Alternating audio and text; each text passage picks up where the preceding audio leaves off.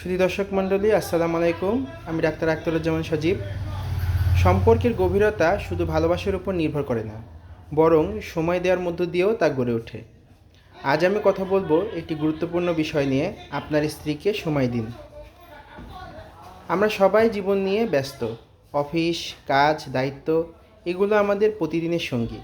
কিন্তু আপনি কি কখনো ভেবে দেখেছেন, আপনার জীবনের অন্যতম গুরুত্বপূর্ণ মানুষ, আপনার স্ত্রী, হয়তো আপনার সময়ের অভাবে অবহেলিত হয়ে যাচ্ছেন? একটি সম্পর্ক তখনই টিকে থাকে যখন উভয় পক্ষ একে অপরকে সময় দেয়।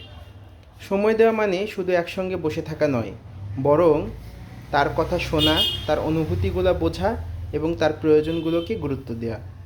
আপনার স্ত্রী হয়তো দিন শেষে আপনার সঙ্গে কিছু কথা বলতে চায়, তার দিনটি কেমন কেটেছে সেটি ভাগ করে নিতে চায়। কিন্তু আপনি যদি সেই সময় না দেন, তাহলে সম্পর্কের মধ্যে একটা দূরত্ব কিন্তু তৈরি হতে পারে। সময় দেওয়া মানে বড় কিছু করতে হবে এমন নয়, ছোট ছোট মুহূর্তগুলোই যথেষ্ট।